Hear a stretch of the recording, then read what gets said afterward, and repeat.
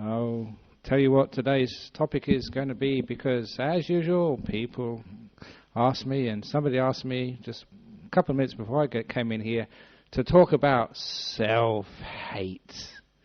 So tonight's talk will be upon self-hate. So if you want to go out to the door quickly, please go so now, because it's going to be on self-hate. I didn't mean that. People are already getting up to go. It's okay. And it's not only just self-hate, but actually how to overcome self-hate and have freedom from self-hate. But it's a nice topic for a talk, as all these suggestions are, because this is one of the problems which people have in the world. Either what they call direct self-hate or indirect self-hate. The type of self-hate which you can recognize and know, but also the subtle one. Many people will know what happens when you have really great self-hate, and you have all the psychological and social problems which happens when you have self-hate. That people go and get lost in taking drugs or alcohol, they run away, they escape, they become monks. No, they don't. That's not self-hate. That is actually the overcoming of self-hate. But it's interesting that people come to me as a monk, you know, the counselling, the free counselling, because monks don't charge. And a lot of time it's like self-hate. And because of that self-hate, they don't allow themselves to be at peace and have happiness. And in a deeper sense, they don't allow themselves to get into deep meditation, to bliss out, and even to get enlightenment. In fact, you can call self-hate one of the great obstacles at all levels of people's search and progress towards happiness. And so we're going to investigate today what self-hate is. And if you think you haven't got self-hate, you have. A little bit anyway. And I'm going to point that out to you. One of the little stories, because Prezi saw, he was the president, and said there's many new faces here before. I love it when he says that, because I can tell all my old stories again. But even though you've heard this story before, it's a great tale, because it actually shows what self-hate really is, and in a way which many people don't realize when they first hear the story. You know the old story, the 7 monks in the cave? Those of you who haven't heard this story before, 7 monks meditating in a cave a long time ago, and they're meditating on love, the opposite of self-hate. And it's like the Buddhist idea of love. May all beings be happy and well. The door of my heart is open to all beings, no matter who you are, no matter what you do. I love the whole world and all its beings. No enemies, just everyone gets just included in selfless, unconditional, universal, cosmic love. So we'll get an idea of what these monks were doing. And in this cave, they had a group of bandits, robbers, evil men, found that cave in the middle of the jungle, and straight away they thought that would be a wonderful headquarters, a hideout from us. We can stay in that cave, and we can go out into the towns and villages and cities. We can rob, we can plunder, and then we can come back and hide in here. No one will ever catch us. It was so secluded. But they realized that they had to kill every one of those 7 monks, because if one monk was allowed to live, sooner or later they'll tell the authorities on where that cave was in the jungle. So they wouldn't be able to use it as a hideout anymore. So they wanted to kill every of those monks. Now it happened, like it's very common in monasteries, especially in modern times. The head monk, or in case it's the nuns monastery, the head nun, is a very good talker. And don't ask me how, but it did happen that the head monk of those 7 managed to talk those robbers into letting everyone go except one. One would have to be sacrificed as a warning to all the rest to keep quiet. Now, that head monk, that's the best he could do. He had to choose one of those monks to die so everyone else could go free. Now, those of you who have heard this story before, who know the answer, be quiet. Please don't give it away. Now, who was chosen to die? There was the head monk himself. He was the first monk. Number 2 was his best friend. Number 3 was his brother. Number 4 was his enemy. They never got on together. Number 5 was a very old monk. He was so old in years, he could die any day anyway. So what was the point? The next monk was a very sickly monk.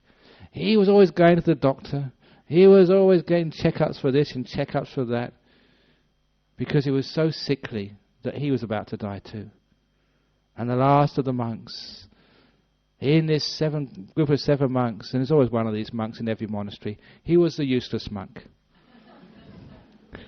When it came to doing any of the chanting as the monks do, he couldn't remember any chants.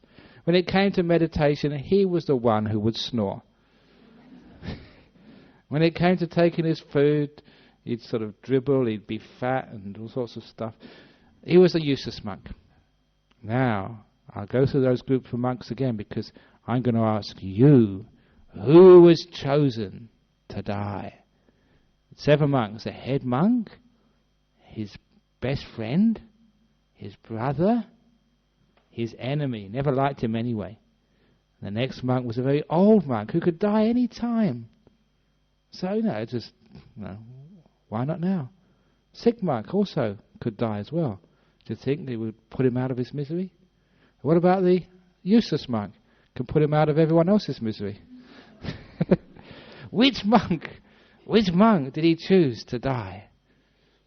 Now those who have heard this story before, please be quiet. Those who haven't heard this story, any suggestions? Himself. Thank you so much for making my evening, because you're wrong. People always say himself, and if you didn't say that, the whole reason for telling this story would not actually be fulfilled. Especially because I'm talking about self-hate tonight. That is the wrong answer, but that is the answer which comes to everybody's mind first when they first hear this story. They think he sacrificed himself. It seems to be so obvious, but that is wrong. Now, to stop wasting time, I usually ask people, who else do you think they sacrificed? And some people say the sick monk, some people say the old monk, some people even suggest the useless monk. Oh, just people are so cruel and uncharitable. Because the right answer was that he couldn't choose. Can't choose. Because remember, I started saying that this was unconditional love these monks were practicing. And the head monk was supposed to be the expert on this. So unconditional love means you cannot choose between yourself and another. His love for his brother was exactly the same as his love for his best friend, no more, no less, which was exactly the same, no more, no less, than his love for his enemy, or the old monk or the sick monk. He couldn't distinguish between them in terms of his love. They all had their place in his heart, without any preference for one for the other. Even the useless monk was loved equally, even with the best monks.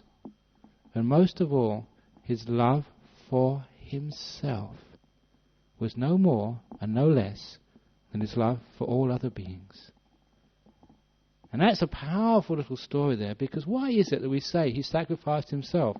Self-hate, that's why. Strange, isn't it? That we always think that's what he did.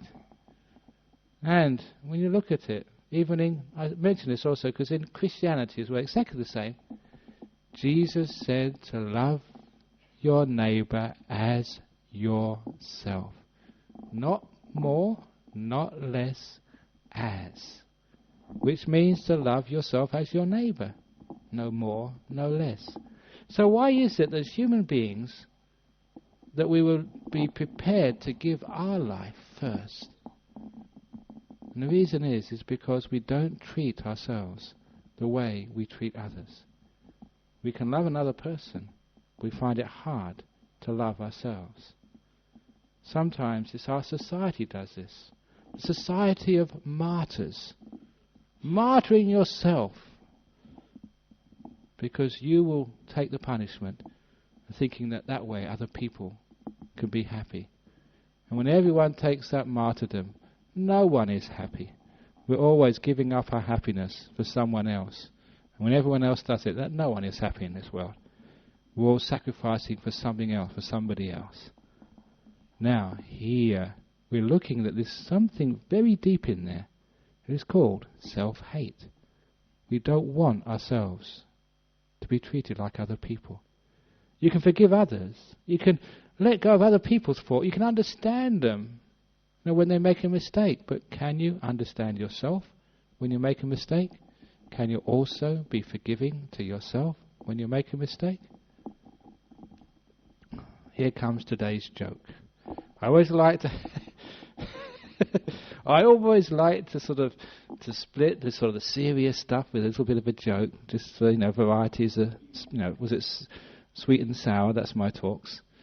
Now, a boy came home from school,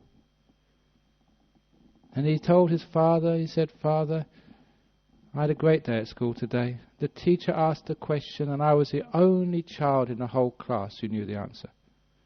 And the father was quite surprised, because usually he was a scallywag. He always comes bottom of the class, always getting into trouble. And so the father said, "What, really? The teacher asked a question, you were the only one with the right answer?" He said, "Yes."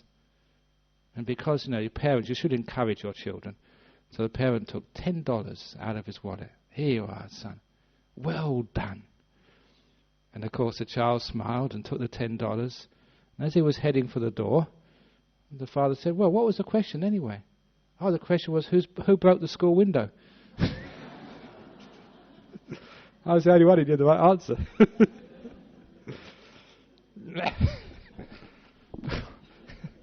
We all make mistakes, but the wise people make use of their mistakes to their financial advantage. So why are we always down upon ourselves and hate ourselves when we make mistakes? Why can't we forgive ourselves, is the point. And it's because we've got this terrible thing called self-hate. Now, where did it actually come from? I've seen that. It comes from our conditioning in our life. Because we're trying to encourage ourselves, to grow in the world, to be good people, to be successful, that whenever we make a mistake, we're almost taught to hate that mistake, thinking that when we hate mistakes, when we hate the faults, when we really find out what's wrong in ourselves and in the world, and we fix that up, we'll have a better world, we'll have a better me as well. It's called that competition growth, which is why that we have these school systems where we're always pushed to somehow succeed. And what really is that success anyway? Okay, you may come top of the class, but you get put in a bigger class, and you have to sort of compete with other people. And then you go into a university, you've got to compete there, and then there's always competition. And are you ever good enough? In our school system. Even if you get the very, very, very best marks, there's always someone else who gets a better mark than you. And this is one of our problems there. We're almost encouraged and taught in our life to compare ourselves with other people. There is our problem. As a girl, you've got to compare yourself to those beautiful pictures in the glossy magazines. And you should all know, those glossy magazines, they are all digitally enhanced.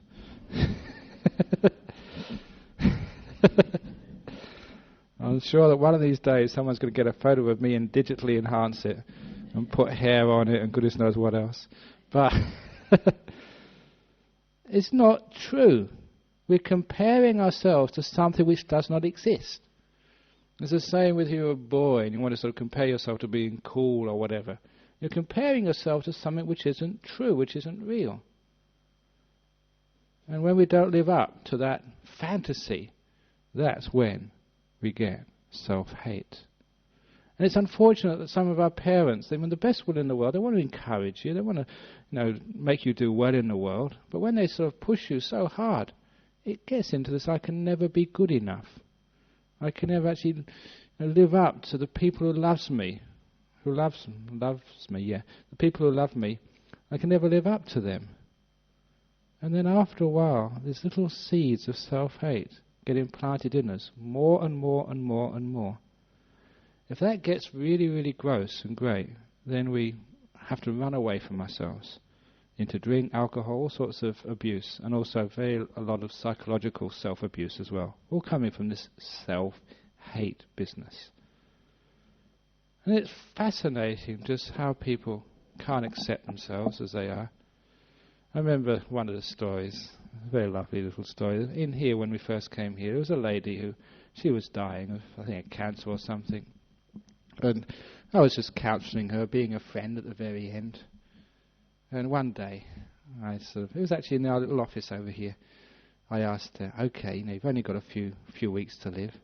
What's the worst thing you've ever done in your life? I asked her that. What's the worst thing you've ever done in your life? And I said, I promise I won't tell anybody. And I've broken that promise so many times. I'm sure she doesn't mind. I've told hundreds, thousands of people this. Because I think it's very cute. And she was maybe about 60-year-old lady. So what's the worst thing you've ever done? And she looked sort of very shifty for a little while. Her eyes went left and right. But then she decided, no, she's got to tell somebody. And if you can't tell a monk, you can't trust a monk. Actually, you shouldn't trust a monk. No, the monk's got the heart in the right place. She said that once in her life, she kissed somebody else's husband. She said, she just kissed somebody else's husband. She had her own husband, she kissed somebody else's husband. And I said, look, madam, if that's the worst thing you've ever done in your life, that's pretty good. What's the worst thing you've done in your life? Well, that's not that bad, is it? Okay, then they would just kissed another woman's husband. That's not such a bad thing. But it's amazing that once she said that, and once it was out, she saw it as not being such a big thing. But when it was inside of her, she was so afraid to tell anybody, out of fear, what that little fault became huge.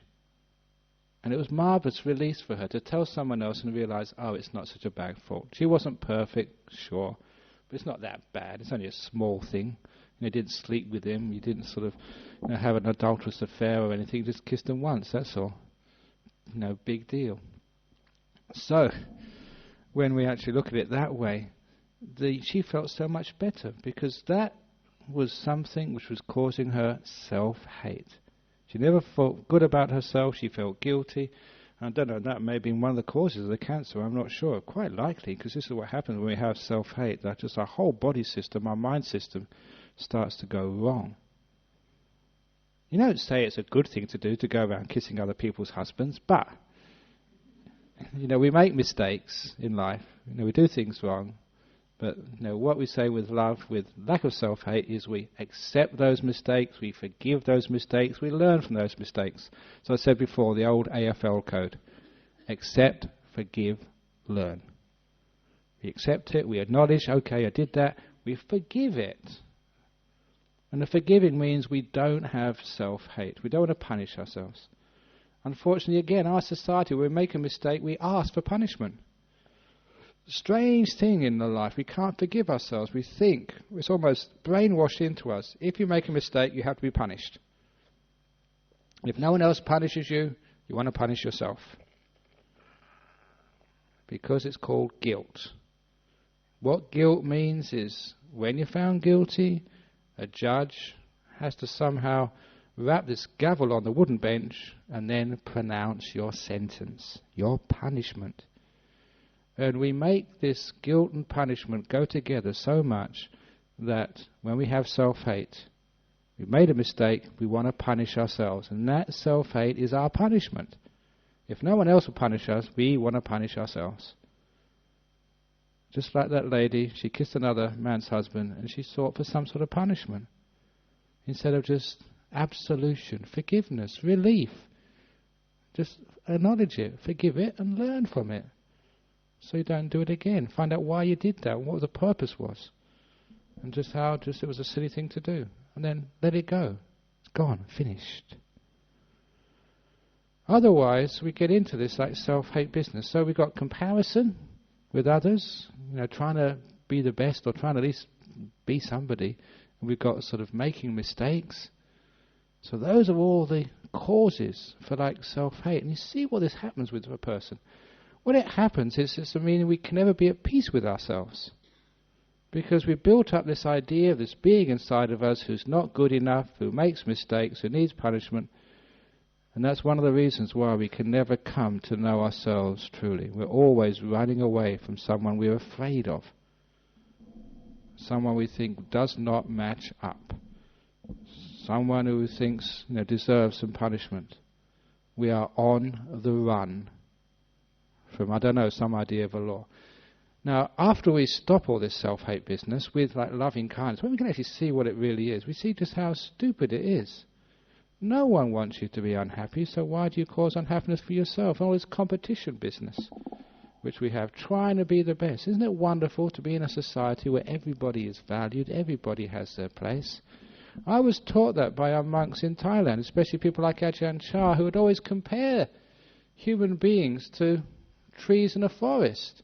Because as monks we used to live in the jungles, in the forest, and we got most of our teachings actually from looking at nature.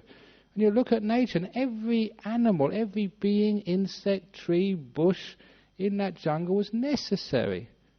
These days we call it for the ecosystem. If you take one of those little animals out of that ecosystem, the whole thing gets out of balance and the whole forest suffers as a result. Each one of you are part of the ecosystem of humanity. If you take just one of you out of that ecosystem, the whole world suffers. You are essential. Isn't that lovely to understand? Each one of you is absolutely necessary. That's why when people come to my monastery, I say, I'm so happy to see you. Because if they never came, we wouldn't eat. That's why I'm happy to see you. No, it's only a joke, I'm very happy to see you if you don't bring any food. Each one of you is necessary. When you look at things that way, you can actually see each one has their place in the world. Even the crooks in this world are out there to especially the burglars. They're so compassionate because they teach you to let go of your attachments. No, I don't know if I'm pushing the envelope a bit too much there, but when a person is sick people are just wonderful gifts to this world because they teach other people about compassion. So everyone has their place in this world. Everyone is necessary. Now I'm saying that because otherwise we think, I'm really hopeless, I'm useless, what's my place in this world? I've never done anything for anybody else. No, it's not true that way. There's one person I heard about, he was like a person like this, who valued everybody, who saw the good in everybody, who had this fault-finding mind, would always see the faults in people. Until somebody said, okay, what about Adolf Hitler? Can you see anything good in him? Without any hesitation, he replied, Adolf Hitler, yes, he was a leader in his field. He would even see the good part about anybody. Now what we're actually saying here is that concept which we have in Buddhism, it's Mahayana Buddhism, but I think this is a great part even for Theravada Buddhism. Everybody's got Buddha nature. Everybody's got a seed of goodness and purity, absolute purity inside of them. And if we actually start to notice that inside of us, the Buddha nature, whatever you think of Buddha is, some perfect, virtuous, peaceful, ultimate compassionate, your ideal of the ultimate human existence, the full potential of you, to see that as a little seed inside of you, a Buddha nature inside of you. And if you can actually see that inside of you, how can there ever be any self-hate anymore? You see that inside, almost like a central part of you, is this thing which we call a Buddha nature. A beautiful, perfect, compassionate, kind little being. Sometimes it gets lost inside of you because we don't pay attention to the moment. We just run away from that. And because we run away from that, we go into finding fault with people and finding fault with ourselves. We go in comparing. My goodness, all this comparison business, which again creates a lot of self-hate. How on earth can you compare yourself with other people? One of the great teachings of the Buddha was what he called conceit. And what conceit means in Buddhism, it doesn't mean I'm better than you. That's only a third of conceit. Conceit means I am better, I'm the same, I'm worse. All judging, all comparing is called conceit in Buddhism. Fascinating, because really all that I'm worse than somebody else is just an inverted form of conceit. Do you judge yourselves against other people? I don't judge myself against the other monks. Who's the best monk in the monastery? We don't have competitions at the end of every year. Give them an examination, or like have a meditation competition. Who can sit the stillest the longest? We don't have like a meditation Olympics where we see who can actually rise into the air the highest, and like the Olympic Games high jumps. That's not what we do. That's never what we would never do. We don't sort of, at the end of, I'm not quite sure, I hope you don't do this, sort of, at the end of the talk, have a few people with the back with these numbers, 8 talk, 9 talk, compare that, when Ajahn Visuddhi gives a talk, 9, or Sister Wayama, we don't have like a hit parade of monks and nuns, who's the best nun. We don't compare. Hopefully you don't anyway, because each one, that gives a different talk, a different aspect, and that's wonderful. We don't see who's the best monk. That's why we don't have that comparison in our monastic orders. That's why we don't have like a head honcho. Okay, I'm the abbot, that just means that you have to do all the work. Basically, that's what it means. That's why we call that the rest days in the monastery. Sometimes we have a rest day. And a rest day means when all the rest don't have to do anything, when I have to keep on working just the same. That's why I call it a rest day. I always have to work. But we don't actually compare. Because if you compare, you're asking for self-hate. If I compare myself to someone else, it's just the nature of things. We always compare, usually unfavorably. Because we see our faults and we see other people. You can't see the other people's faults sometimes. Our faults are most, because they're closer to us, and that's what we see first of all. When we compare, we're never good enough. If I went on that path, I'm a monk, my talks are never good enough. They can't be good enough. I know they're not good enough. If they were really good enough, if I really gave good talks, every one of you would have been enlightened years ago.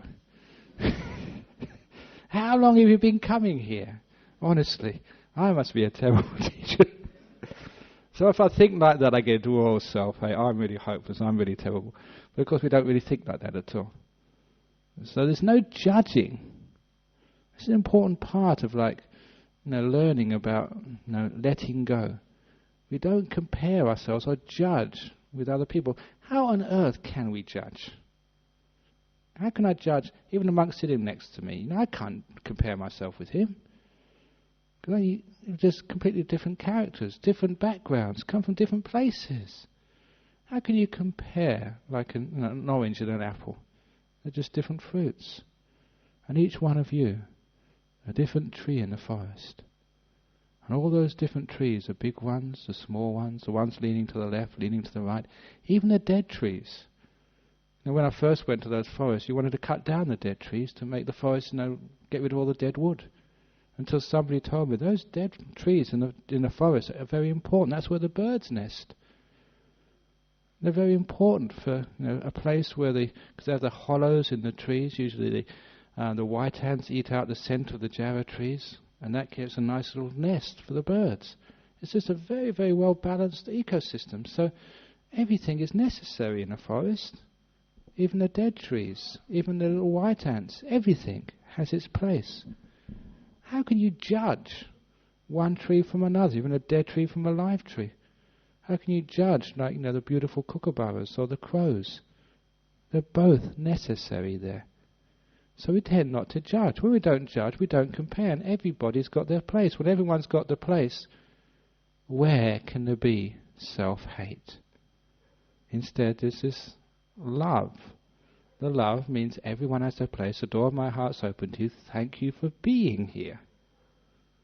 It's gratitude for the people we know in our life. It's gratitude for ourselves as well. And when we do make a fool of ourselves, we do make a mistake. Isn't that charming? When I was a young monk, I tried so hard to learn Thai. But my gift of languages is not so good. I can sometimes speak Thai, And for many of you, you think, oh, Ajahn Brahm, he can speak so good Thai, because you can't understand it either.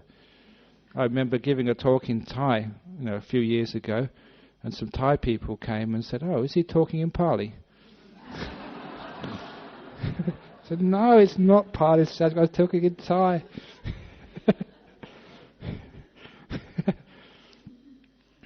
But they told me, there's a few Thai people here, they told me, they say, we're glad you don't speak good Thai, because it's like charming when you make silly mistakes, it's good fun. And they told me that because there's a few of the other monks could speak perfect Thai. And they said they don't like listening to him, because they can hear Thai from a Thai person, not like a Western monk. But when they hear a Western monk, garble it up and say the wrong words, and say sometimes you're supposed to be saying a good word, but it turns out to be a rude word, they think it's so funny. So I said, don't learn Thai too much. What you know now is good enough, because it's like lovable, it's like charming. So you don't have to be perfect to be charming, to be lovable. And that takes a lot of pressure off you. Now, you can see that when you're human, people can relate to you. When you make mistakes, you're the same as me. And when you're the same as me, you become lovable, you become acceptable, you become reassuring. We don't all have to be absolutely perfect in this world. This whole idea of perfection and why we judge. I don't know if I told this story a lot. I used to tell this story on retreats. It's a very lovely little story about the Japanese garden. Many of you may have been to Japan. You know they're famous for their gardens. They have these amazing gardens, and actually people go from all over the world to see these Japanese gardens, and sometimes we try and make these Japanese gardens here in Australia. But this one amazing Japanese garden was one of the most famous in the whole of the country. And this old meditation monk wanted to find out why, what the secret of this monk was. So he arrived in this garden very early in the morning, this old meditation monk. He snuck in before opening hours and hid behind a bush. He wanted to find out the secret. And hiding behind the bush, after a while, just after dawn, the gardening monk came out. He came out carrying 2 big wicker baskets. Now this garden had a big plum tree in the center, and it had rocks and gravel and moss. And he came out with those 2 baskets, and he spent about 3 hours picking up every leaf and twig which had fallen the night before.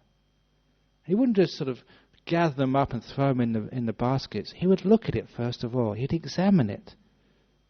And if he thought it was useful, he put it in the good basket. If he thought it was a rubbish leaf or twig, he put it in the rubbish basket. He'd select every leaf and twig like that. That's why it took about 3 hours. And then he'd go behind the temple, throw the rubbish leaves and twigs on a compost pile, and then he would pause for tea and a little bit of meditation to prepare himself for the most important part of his gardening. After drinking tea, meditating, and composing his mind, he'd go out with a good basket and he'd put every leaf just in the right place. Sometimes he'd put it down, he'd stand back, and it wasn't quite right.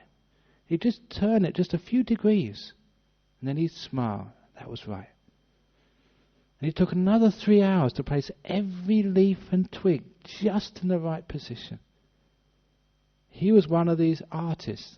I can't do things like that. I haven't got like the artistic flair. I just bung them anywhere. But there are some people in this world who, whether it's painting or sculpture or whatever, they've got this sense of colour and sort of texture and how the whole thing relates to one another. So when he'd finished, that garden was spectacular.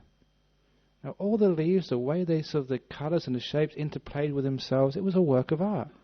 And that's why that people came from all over the country to admire his garden.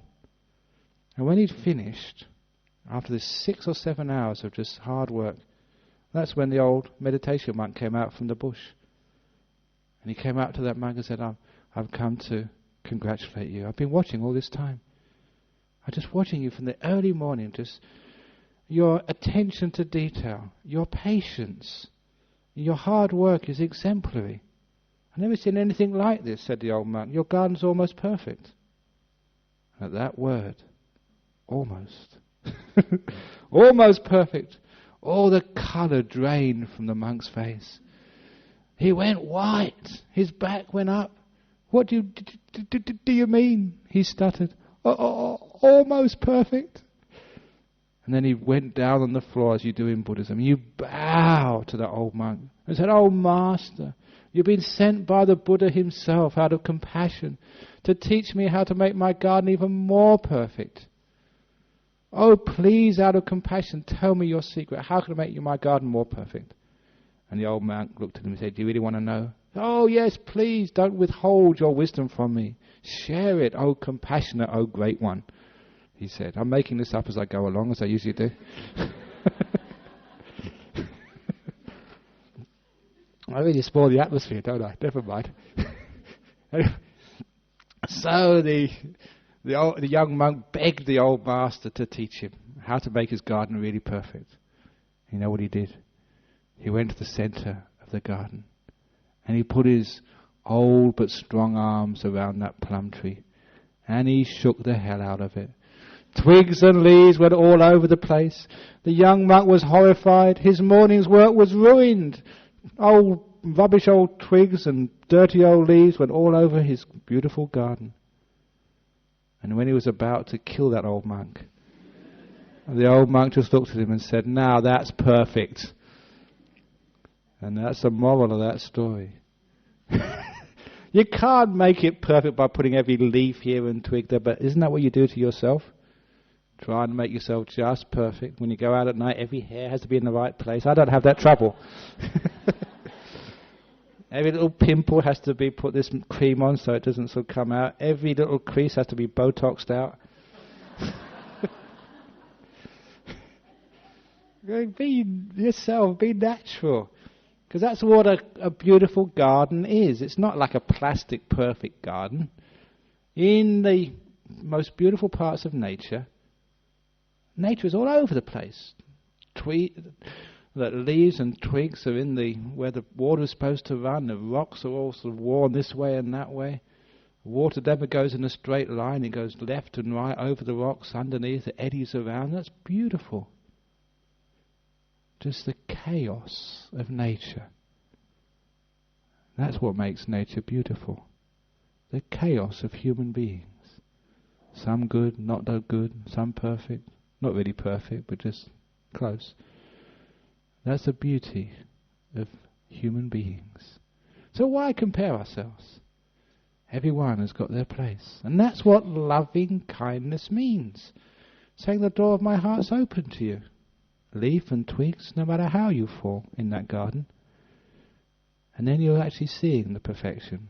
It's not the world out there, it's what you add to it makes it perfect. Self-hate. It's not that you are worthy of hate. It's just what you add to yourself. That's the only problem. So we stop comparing ourselves. We start to accept ourselves as we are. And even when we make mistakes, we can forgive those mistakes. That's what forgiveness is. Just allowing the trees to bend in the forest. You don't go around saying, "You stupid tree. Why are you bending that way? You stupid plant. Why did you die?" Plants do die. And new ones get born. Just like that. Just get a forest. That's what a forest is. And the ones which are dead are wonderful. They're the places where the birds nest. So when we have death in our family or in our community, that's wonderful. That's a place where compassion and understanding can nest. Where we can understand the beauty of death. Why do we hate death? Nothing wrong with death. Just death needs a PR job, that's all.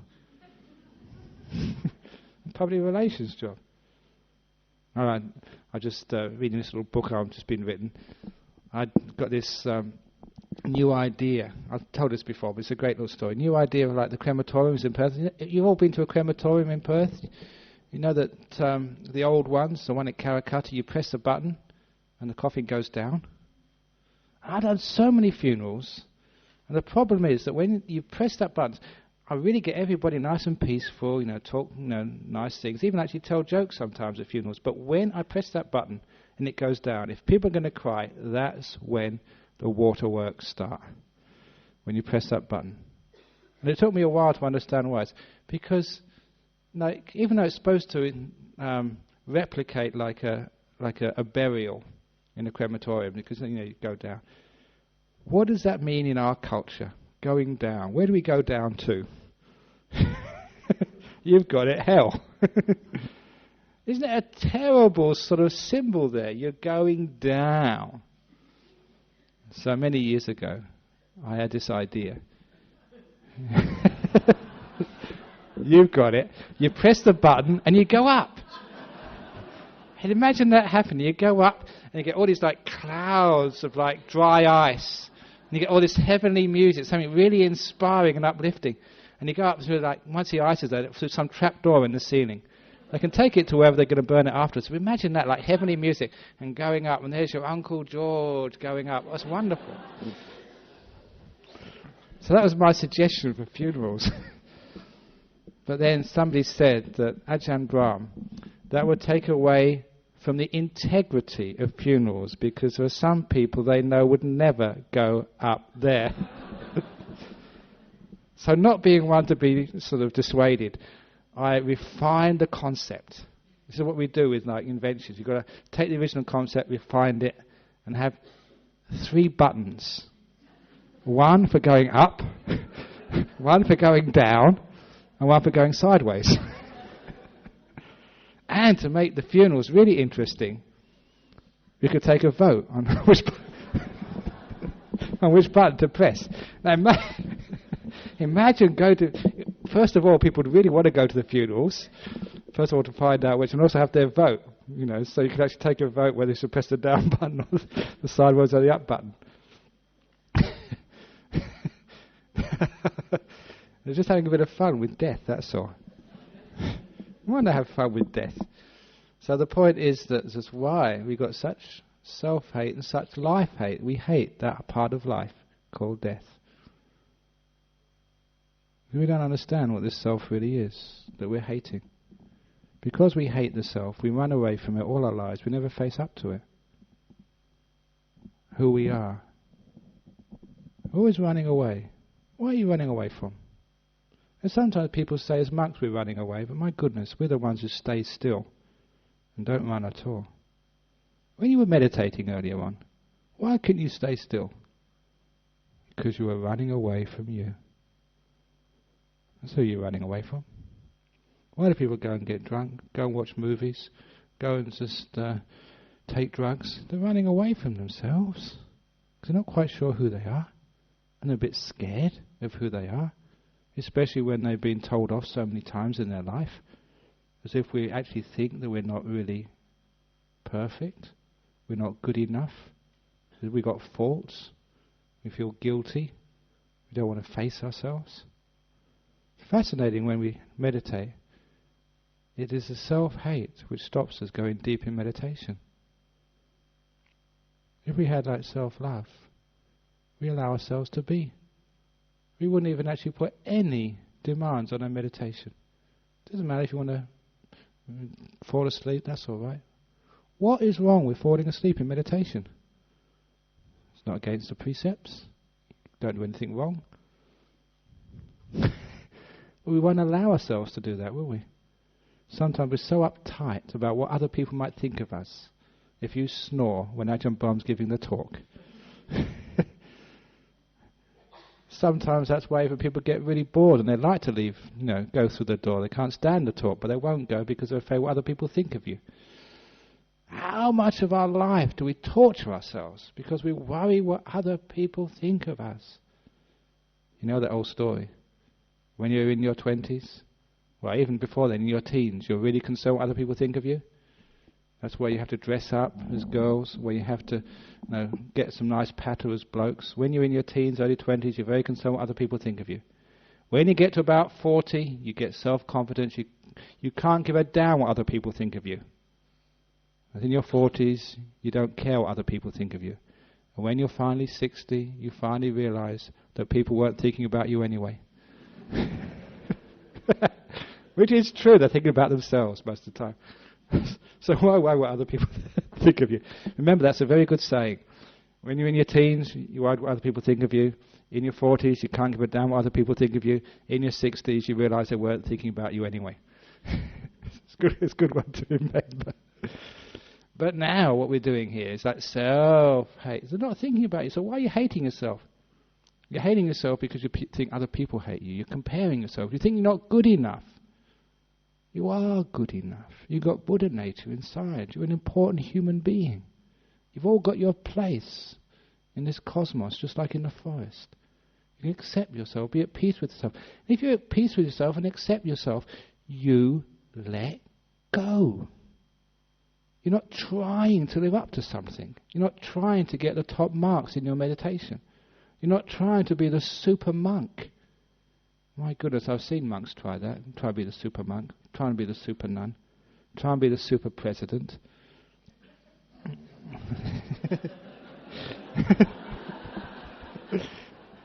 Nah, he's a very good president.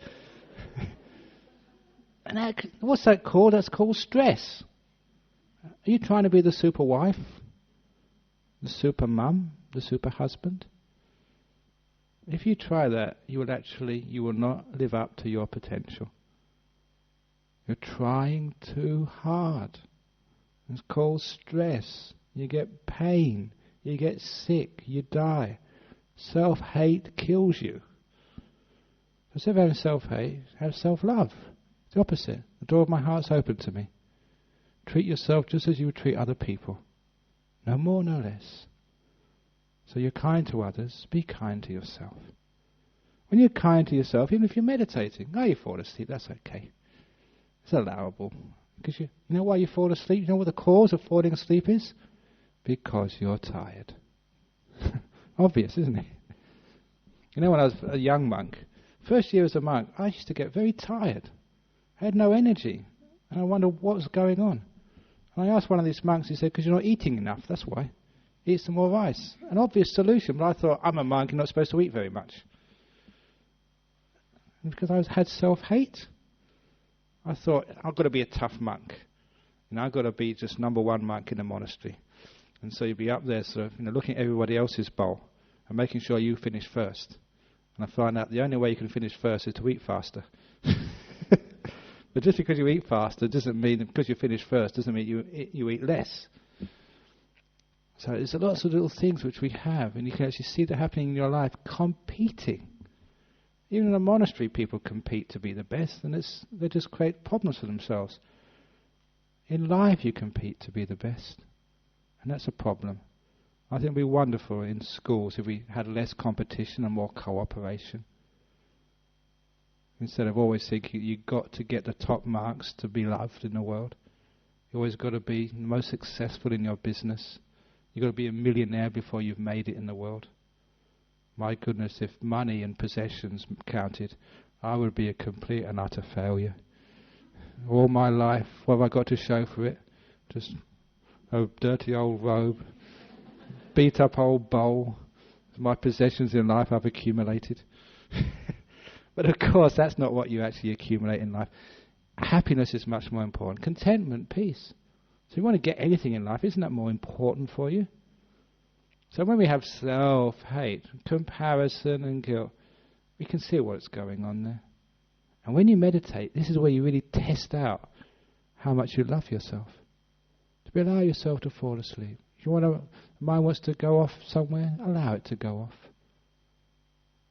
Don't hate yourself, because if you're tired, there's a cause and reason for that. You've been working hard. You've been struggling to do so much. That's why you're tired. Allow yourself to be tired. If your mind goes wandering off, it must have some cause to it. Allow it. Let it be, to love yourself as you are. Even to love your mind as it is. Whatever happens, okay, go for it, mind. I care enough for you. You can do whatever you want. Now, a strange thing happens when you do that. I've done that many times, and that's the most peaceful, quiet, beautiful meditations. That's when the mind stops wandering. That's when the mind stops being sleepy. It brightens up and gets so peaceful and so wonderful. You're letting go. That's a trick of meditation. And you're feeling at peace with yourself. When you're feeling at peace with yourself, you're liking yourself as you are, there's no reason to be naughty anymore. There's no reason for monks to break their rules. Why would you break like the 5 precepts, killing another being? Because you don't love yourself, you don't love others. Stealing, committing adultery, lying, taking alcohol and drugs, it's all escaping, that's all. If you really loved yourself, you'd be a virtuous person. If you accepted yourself as you are, you wouldn't go around being mean to others. It's because we hate ourselves, we take it out on others. That's why we get mean. I think Mr. Bush must really hate himself. Just this facade. Because how? If you love yourself, you're at peace with yourself, you're at peace with the whole world. You can't harm other people. Why? You're accepting yourself, you accept others. So, you find that when you do have that acceptance, instead of self-hate, peace, kindness, fulfillment actually comes. But each level of our meditation, you get different types of self-hate. And this one particular story, it was amazing. There was one nun in our monastery many years ago, staying for a short while, and she started getting into a deep meditation. You know, you've heard me talk about these deep meditations, read it in the book on jhanas. It's got nimitta coming up and about to get into jhanas. You know, these deep bliss states in meditation, powerful, beautiful, wonderful states, more bliss than you've ever had in your whole experience. But she couldn't go any deeper. And when she came to talk to me in her interview time, she said something which I always remember, and I thought, oh, why do people have that problem? She said that I knew I could go into that full jhana, but I thought I don't deserve so much happiness.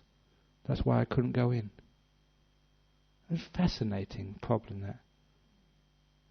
There was something, a barrier to almost like enlightenment. Enlightenment is the ultimate happiness.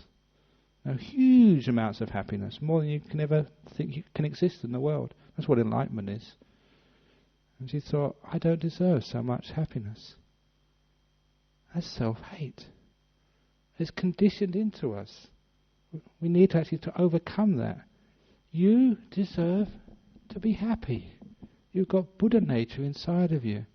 You're a human being who should take away all the barriers to inner happiness. And that's the big barrier, self-hate. I'm not good enough. I don't deserve this. So it's my job to condition each one of you, as I was conditioned myself. You deserve happiness. You deserve all the bliss in the world. When you actually take that barrier of self-hate, think I don't deserve it. Maybe that's most monks and nuns, yeah, because they're good people, they're goody-goodies, they never do the rotten things which we do. That's not true. Everyone deserves that happiness. Everyone deserves to bliss out. Have you ever noticed that sometimes in your life happiness comes? You think, this is not good. There's something wrong with this.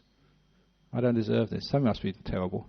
Even these days, even some Buddhists, they spoil it all by saying, oh, if you get happy, you'll get attached to it.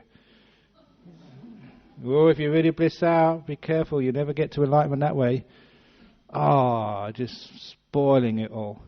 You get so close, and that little bit of self-hate spoils it all. So instead of having self-hate, we have that self-love, which is our opening the doors to happiness and bliss in your life. If you have that, forgive all your faults in the past. The whole past is gone. You deserve to be forgiven. Because you've got Buddha nature inside of you, that you are the most perfect, beautiful, wonderful being inside there. Therefore, you deserve to be forgiven. Any fault. If you've kissed somebody else's husband, yeah, okay. If you've done even worse than that, you deserve to be forgiven. In the time of the Buddha, there's a serial murderer, Angulimala, killed 999 beings. He was about to kill the Buddha. But the Buddha forgave him. And he became fully enlightened, just like that. And there were prostitutes, terrible people. They're not terrible people, but he forgave them, didn't judge them at all. And they became the most amazing great nuns. Beautiful, wonderful, compassionate, enlightened beings. The point was, you don't have to be perfect to be enlightened. Street sweepers, people with hardly any education, poor people, kings, didn't really matter. Anyone could become enlightened. Isn't that wonderful to understand? Don't have to be healthy, don't have to have a degree, don't have to be a man or woman or be born in India or whatever. Anyone. Because each one of you is welcome in enlightenment. The doors of enlightenment are open for you as well. Actually, they say that some people you can't be enlightened. If you killed your mum or killed your dad. Has anyone here killed a mum or dad? No? Okay, so you could all become enlightened. You're all welcome in. Now, what that means is that you have the inner ability there. You have the possibility. So why have that self-hate? We can forgive. We can let go of it. Forgiving is letting go of the past. Why don't we do that? Why is something happened in the past, we did this, or someone else did that to us. And it goes on and on, just like kids. Mummy, Johnny hit me. Yeah, but no, Sarah hit me first. Now because he called me a camel. Because that's why he called me a dog. It goes on and on like that, doesn't it? And that's actually our life. They're supposed to be like 2 or 3 year olds. But now we're 20-year-olds or 40-year-olds, 60-year-olds keep on going on like that. No, they blew up my twin towers. They...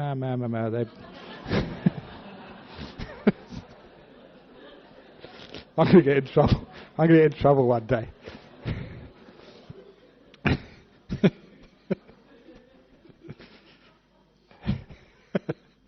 But I think I'm in trouble now. But you've got to be very careful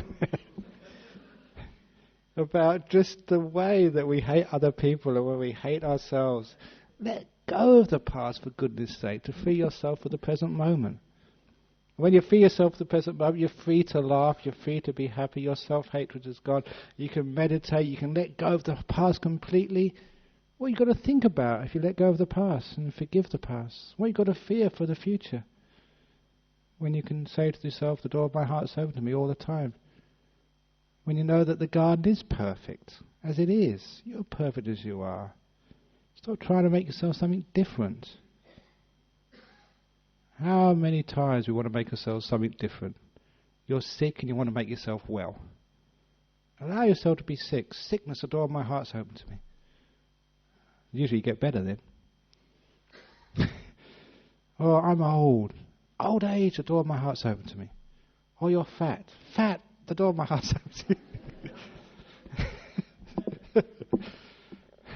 So it's the attitude is a problem. I think people die not because they're fat, because they hate being fat, or because they're tense, or because they're just too screwed up inside of themselves.